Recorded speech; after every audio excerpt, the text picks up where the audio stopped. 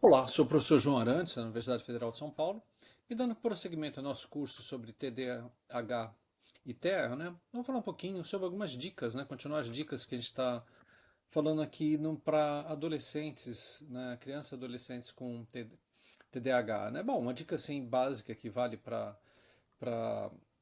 para criança com TDAH ou não, são dicas relacionadas assim a ter hábitos saudáveis, né? Ou seja, comer frutas, vegetais, grãos, né? Beber muita água, né? Ter sono suficiente. E essa parte aqui de ter sono suficiente aqui, essa que é a parte aqui meio complicada que as crianças com TDAH normalmente têm problemas quanto a isso, né? Que tem dificuldade para dormir, dificuldade para acordar, né? Sono agitado, né? Então, tendo uma rotina, assim, um horário certo para dormir, né, um horário certo para parar de ver os eletrônicos, né, isso aqui já ajuda bastante. Ou seja, o ponto importante aqui é evitar o tempo de tela, tentar substituir o tempo de tela, né, por outras coisas, como por exemplo, leitura de um livro, né, enfim, né, porque criança com TDAH gosta muito de celular, computador, tablet, porque tem joguinho, e o joguinho dá aquela gratificação imediata, então a criança começa a jogar e não para mais, né?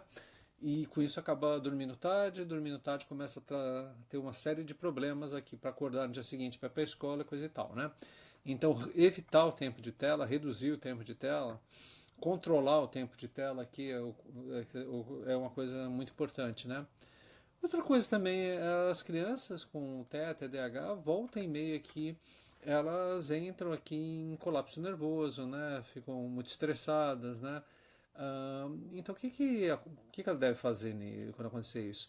Os pais, né, os educadores têm que falar, olha, é ok pedir ajuda, não tem problema. Você está passando mal, não está conseguindo se controlar, ok, pedir ajuda. Os pais, professores, né, médicos, enfim, né, educadores, ok, você falar que você não está se sentindo bem. É bom, então esse é um ponto aqui que tem que salientar com as crianças, né? Quanto ao plano de tratamento, algumas crianças com TDAH têm uma medicação que tem que tomar todo dia, né? Em horários certos, né? Então, como é que a gente pode ajudar, né? Colocando avisos e alarmes para lembrar os horários dos medicamentos. Então, bota os alarmes aqui no celular, no tablet, né? Por quê? Porque senão a criança ela vai estar entretida em outra atividade, né? E esquece ali de tomar o medicamento, né?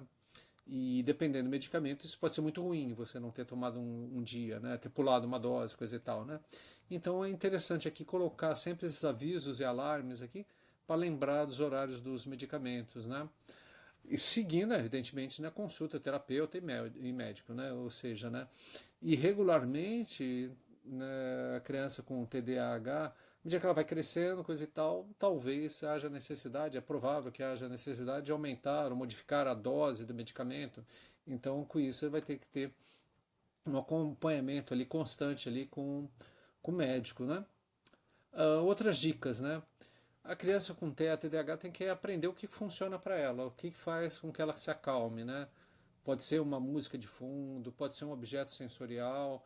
Cada caso é um caso e cada criança vai ver aquilo que é mais útil para ela. Algumas crianças aqui se adaptam bem a fazer os trabalhos em pé, né? Vai se movendo para um lado para o outro aqui e com isso ela não tem aquela inquietação que ela fica ansiosa quando ela fica sentada, né? Então, se deslocar durante o trabalho também é interessante, né? Eu me lembro que tem uma criança aqui que eu conheço tem TDAH e tal. Quando ela tem que fazer a lição, né, alguma coisa, de repente faz um pouco da lição e depois sai correndo para o apartamento, né? Vai para cá, vai para lá, vai para cá, vai para lá, por quê, né? Porque isso aqui, né, dissipa um pouquinho a energia e depois ela volta mais focada ali pro trabalho que tem que fazer, né?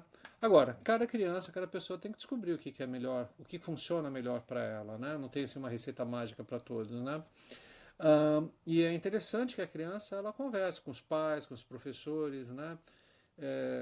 Assim, principalmente os professores, sobre a condição dela e o que ela ajuda ali na realização de tarefas.